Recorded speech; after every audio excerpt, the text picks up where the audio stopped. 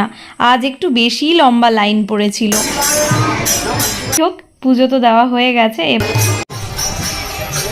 শিবলিঙ্গে মাখিয়ে দেব। চলো একটা ছবি আঁকা যাক।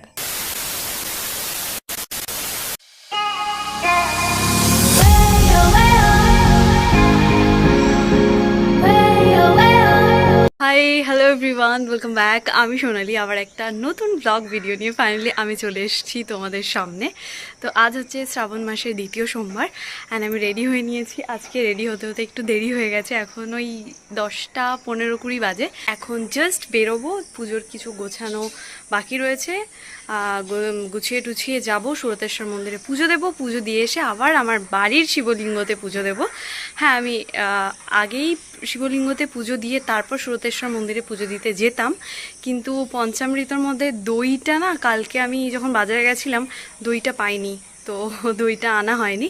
তাই এখন আগে সুরতেশ্বর মন্দিরে পুজো দেবো দইটা কিনে, অ্যান্ড তারপর বাড়ি এসে আমার শিবলিঙ্গই পুজো দেবো। সো স্টে টিউন, দেখতে থাকো আজকের ব্লগটা শেষ অবধি। Bye bye. ধূপ, মিষ্টি, মোমবাতি ব্যাগে ভরে নিয়েছি। এই হচ্ছে দুধ, আর এই হচ্ছে প্যাকেটের মধ্যে বেলপাতা ফুল নিয়ে নিয়েছি। চলো এবার যাওয়া যাক।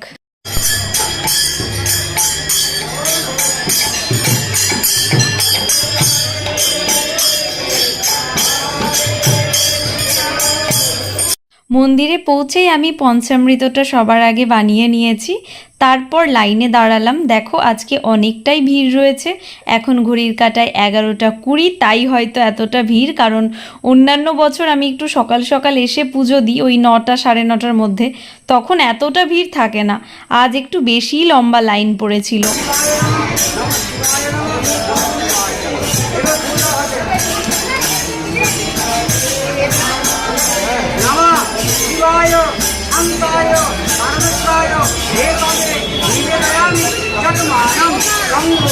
পুজো দিতে বেশি সময় লাগেনি, ওই 1 থেকে 2 মিনিট লাইনে দাঁড়াতেই যতটা সময় লেগেছে আর কি।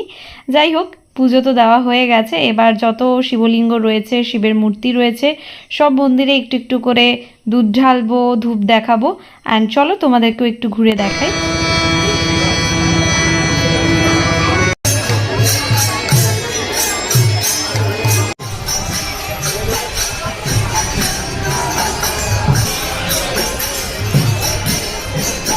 আমি চলে এসেছি বাড়ি। শ্রাবণের প্রথম সোমবারের ব্লগে আমি বলেছিলাম পঞ্চামৃততে কি কি উপকরণ লাগে, তোমরা যদি জেনে থাকো জানিও, না জেনে থাকলে আমি দ্বিতীয় সোমবারে জানাবো।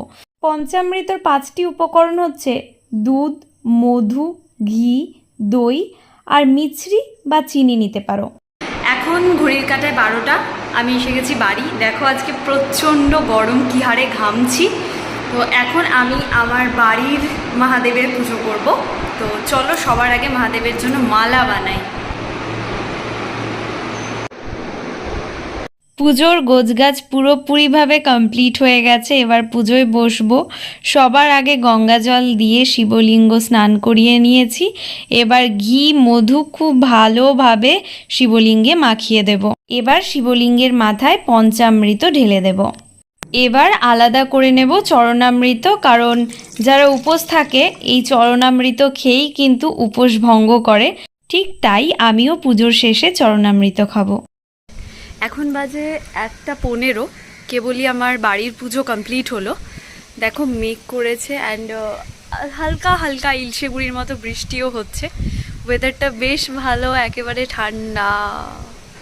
শাড়ি চেঞ্জ করে নিয়েছি, এখন একটু রেস্ট নেব। রেস্ট নিয়ে আবার তোমাদের কাছে ব্যাক করছি। এখন বাজে 6টা 26, আমি এতক্ষণ রেস্ট নিচ্ছিলাম। এখন একটু ছাদে এলাম, বৃষ্টি হচ্ছিল সেই দুপুর 2টো থেকে, হ্যাঁ টানা বৃষ্টি হচ্ছিল।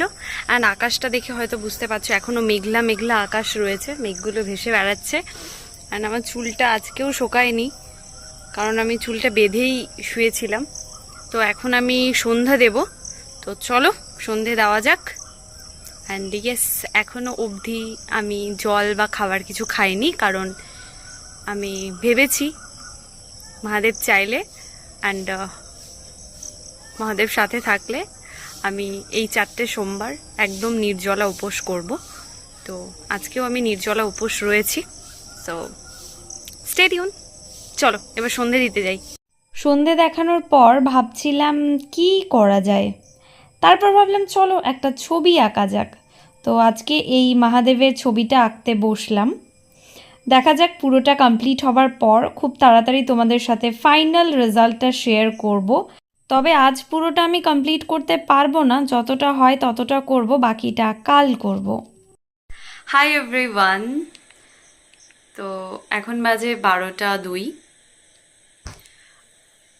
এখন একটু জল খাবো, জল খেয়ে একটু খাবার খাবো, খাবার খেয়ে ঘুমাবো। তো মোটামুটি এইভাবেই কেটে গেল আমার শ্রাবণের দ্বিতীয় সোমবার। আজকে সারা দিনটা আমি এইভাবেই কাটালাম। তো ভিডিওটা এখানেই শেষ করছি। আশা করছি ভিডিওটা দেখতে তোমাদের ভালো লেগেছে। অবশ্যই আমাকে সাপোর্ট করার জন্য আমার চ্যানেলটা সাবস্ক্রাইব করে দিও, অ্যান্ড ভিডিওটা কেমন লাগলো কমেন্টে জানিও। আর বেশি ভালো লাগলে একটা লাইক করে দিও, আর ফ্যামিলি ফ্রেন্ডসদের সাথে ভিডিওটা শেয়ার করো। দেখা হচ্ছে খুব তাড়াতাড়ি নতুন একটা ভিডিওতে। Bye bye.